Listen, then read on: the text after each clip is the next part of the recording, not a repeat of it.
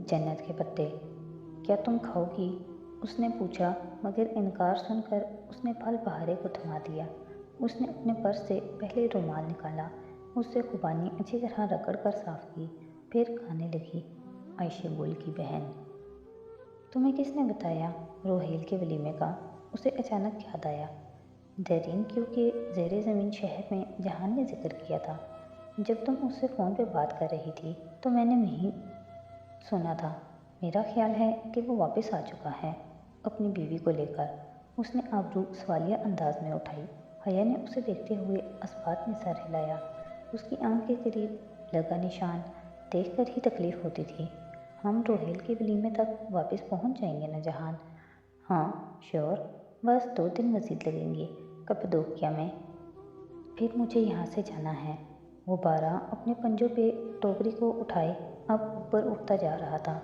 दूर सुबह की सफ़ेदी आसमान पे पिघलने लगी थी। दरख्त नीचे रह गए थे। फिर कहाँ जाओगे? यहाँ से अनकरा, वहाँ एक काम है। फिर वहाँ से एक छोटा सा गांव है तुर्की के बॉर्डर पे, उधर जाना है।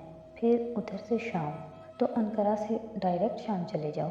अनकरा और शाम का बॉर्डर नहीं मिलता है या? बॉर्डर से क्यों जाओगे? एयरपोर्ट से चले जाओ। अपने तय उसने अच्छा खासा मशवरा दिया था। जहान ने गर्दन मोड़कर तासुब भरी निगाह से उसे देखा। मैडम, एयरपोर्ट पे पासपोर्ट दिखाना होता है और मैं इधर इल्लीगल हूँ।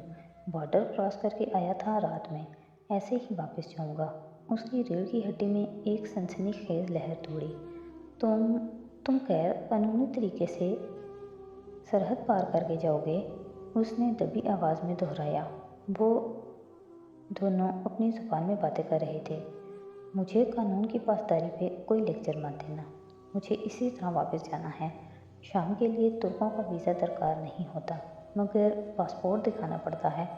अच्छा ठीक है, फिर कब जाना है? अभी नहीं, कल बताऊँगा। दूर नीचे ज़मीन बहुत छोटी नज़र आ रही थी। वो अब फेरी चिमनीज़ के ऊपर से उड़ रहे थे। फेरी चिमनी या परी बजलारी एक कुदरती साख थी जो लावा सूखने के बाद इस सरजमीन पे तश्कील पा गई थी। काफ़ी फासले पे ऊंचे ऊंचे सतून खड़े थे जिनके सिरों पे टोपियाँ थीं, बिल्कुल जैसे मशरूम होते हैं।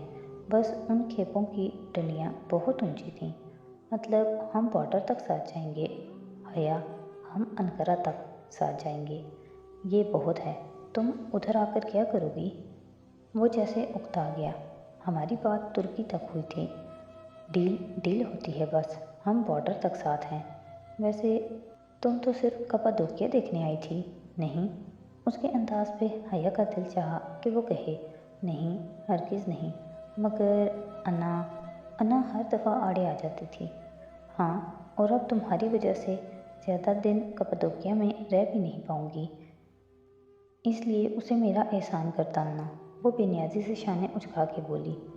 हाँ, मैंने यकीन कर लिया। वैसे ये जगह देखकर बताओ, दुनिया का सबसे खूबसूरत शहर कौन सा है? इस्लामाबाद। ऑफ कोर्स, वो मुस्कुरा कर बोली। तुम दोनों क्या बातें कर रहे हो?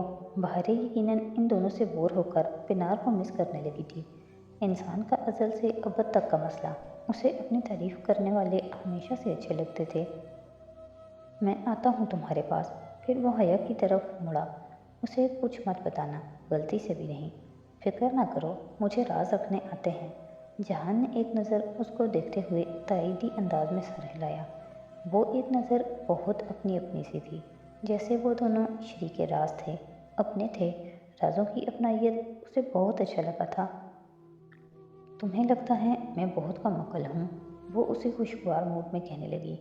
और तुम्हें ये भी लगता है कि मैं तुम्हारी बातें समझ नहीं सकती, मगर यू नो व्हाट जहान, तुम ये बात मानना ही नहीं चाहते कि तुम्हारी बीवी तुमसे ज़्यादा स्मार्ट हो सकती है।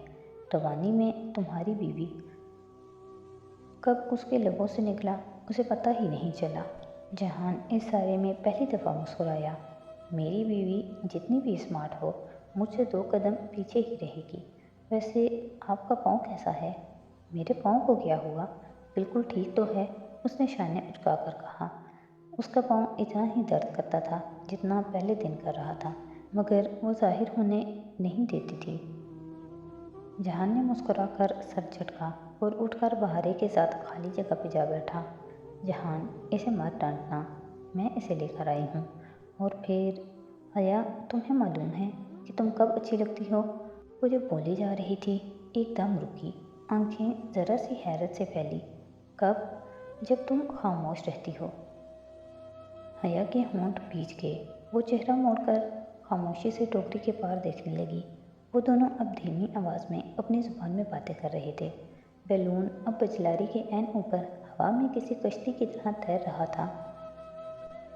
रात का खाना उन्होंने आशियाना के कालीनों वाले डाइनिंग रूम में खाया। जहान सुबह साइड से ही वापस हो गया था। उसे मोहम सी उम्मीद थी कि वो खाना खाते वक्त कहीं से नमदार हो जाएगा, मगर ऐसा नहीं हुआ। उसका दिल किसी पंडोलम की तरह उम्मीद और नाउम्मीद के दरमियान घूमता रहा, यहाँ तक कि उसने खुद को समझा दिया कि वो सारा दिन उनके साथ नहीं रह सकता। उसके अपने भी काम हैं। आशियाना में आज 2-3 मज़ीद फैमिलीज आई हुई थी। फिर भी मौलूद बे और मिसेस सोना उनका पहले दिन जितना ख्याल रख रहे थे। रात में वो सोई और सुबह फजर के लिए उठी, नमाज पढ़कर दोबारा सो गई। 2-3 घंटे बाद दस्तक ने आँख खोली। आंवला, आंवला, फातिह पुकार रहा था। एक तो ये आंवला का ज़बरदस्ती का भाई भी ना आराम नहीं करने देगा। वो जब तक कलसती हुई दरवाजे तक आई, वो जा चुका था। दरवाजे की दर से अलबत्ता उसने एक छोटा सा लिफाफा डाल दिया था। उसने झुककर लिफाफा उठाया, उसे खोला, उसके अंदर रखा सफ़ेद मोटा कागज़ निकाला और ये लिखाई जो वो हमेशा पहचान सकती थी, rejoining at 2 PM। I hope ladies are. सतर पढ़कर वो बेइख्तियार मुस्कुरा दी। यानी वो 2 बजे मिल रहे थे। किधर? जगह उसने नहीं लिखी थी, मगर वो समझ गई थी कि वो उनके पास आएगा, फिर वो इकट्ठे कहीं जाएंगे। बाद में जब उसने कमरे का दरवाज़ा खोला तो गुलाबों का बुके भी वहाँ पड़ा था, जो फातिह ने लिफाफे के साथ ही रखा था। वो उनको भी अंदर ले आई और सोफे के साथ मेज़ के गुलदान में सजा दिया। गुलाब की ताज़ा दिल फरेब महक दुनिया की सबसे खूबसूरत महक होती है। बचपन में उसे गुलाब की पत्तियाँ खाने का बहुत शौक होता था। वो ना मीठी होती ना नमकीन, बस कोई अलग सा जायका था। अभी वो ये हरकत करने का सोच भी नहीं सकती थी। बहरे उठ जाती और उसे देख लेती तो कितनी शर्मिंदगी होती। बहरे ने नाश्ते के बाद वो फूल देखे। ये कहाँ से आए हैं? अब्दुर्रहमान ने भिजवाए हैं। वो बिस्तर समेट रही थी। कितने प्यारे हैं। हया, बहरे ज़रा रुक कर बोली, क्या तुमने कभी गुलाब की पत्तियाँ खाई हैं? वो जो बेड कवर तय कर रही थी पलट कर उसे देखा। तुम्हें लगता है कि मुझ जैसी डिसेंट लड़की ऐसा कर सकती है? सच बोलने का मूड नहीं था। वो झूठ वो बोलना नहीं चाहती थी, सो उल्टा सवाल कर लिया। 1:30 बजे वो तैयार होकर सोफे पे बैठ गई। इंतज़ार इस दुनिया की सबसे तकलीफ दह शय है। बार बार घड़ी को देखना, जाने कब आएगा वो। उसने फिर से उसका ख़त निकाल कर पढ़ा। 2 बजे का ही लिखा था उसने। वो कागज़ वापस डालने लगी, फिर ठहर गई। यूँ तो वो आम सी सतर थी, मगर कुछ था इस तरह जो पल था। बहरे उसके कंधों के ऊपर से झांक कर पढ़ने लगी। हाँ, ये उसी ने लिखा है, ये उसी की लिखाई है। देखो, हर वर्ड का पहला हर्फ बड़ा लिखा है। जो चीज़ उसे उलझा रही थी, बहरे ने उसकी निशानदेही कर दी। वो ज़रा सी चौंकी। हाँ, मगर क्यों? जब उसने मुझे सैरों के नाम सिखाए थे तो ऐसे ही लिखा था। दिखाऊं तुम्हें?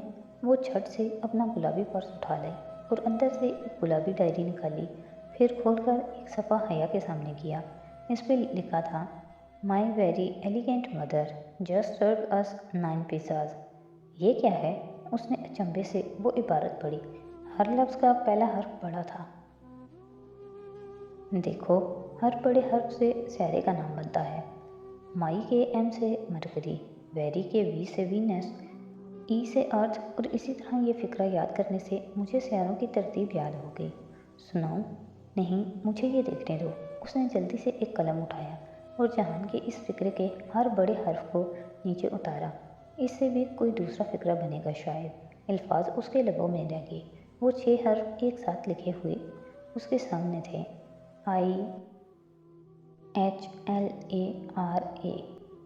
आहलारा।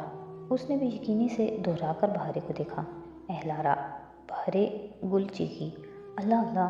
करीबन भागते हुए उसने अपना पर्स और अबाया उठाया। फिर घड़ी देखी। 2 बजने में ज़्यादा वक्त नहीं था। وادی اہلارا کا نام اہلارا قوم کے نام پہ تھا جو اس وادی کے قریب واقع تھا۔ یہ وادی یوں تھی کہ دو ہیکل چٹانیں چند کلومیٹر کے فاصلے پہ آمنے سامنے کھڑی تھیں۔ ان کے درمیان سے دریا بہتا تھا اور جنگل ہی تھا، اطراف میں پہاڑ تھے۔ یہ درمیان کی وادی اہلارا وادی تھی۔ سیاح اکثر کیپادوکیا میں عشق وادی، لاو ویلی، گل شہر، روز ویلی اور اہلارا ویلی وغیرہ میں ٹریننگ کے لیے آیا کرتے تھے۔ اہلارا کا ٹریک یہ تھا کہ ایک چٹان سے دوسری چٹان تک دریا کے ساتھ ساتھ چلتے ہوئے جانا تھا۔ اصل ٹریک 16 کلومیٹر لمبا تھا، مگر دو شارٹ کٹ بھی بنے تھے، ایک 7 کلومیٹر جبکہ دوسرا 3.5 کلومیٹر لمبا تھا۔ یہ اس کا اندازہ تھا کہ آپریشن کے باعث وہ بہت زیادہ پیدل نہیں چل سکتا ہوگا، اس لیے وہ انہیں سب سے چھوٹے ٹریک کے دہانے پہ مل جائے گا۔ مولود بے نے انہیں وہیں ڈراپ کر دیا تھا۔ 2 کب کے بج چکے تھے اور ان کو کافی دیر ہو چکی تھی۔ وہ ان سے پہلے کا پہنچ چکا تھا۔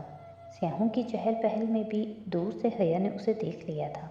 ایک بڑے پتھر پہ بیٹھا، سر پہ پی کیپ، کندھے پہ بیگ اور گلاسز سامنے گرائے ٹی شرٹ پہ اٹکے ہوئے، وہ انہی کو دھوپ کے باعث آنکھیں سکڑ کر دیکھ رہا تھا۔ وہ درمیانی رفتار میں چلتی بہارے کا ہاتھ تھامے اس کی طرف بڑھ رہی تھی۔ وہ بھاگ کر ان کے پاس نہیں جانا چاہتی تھی۔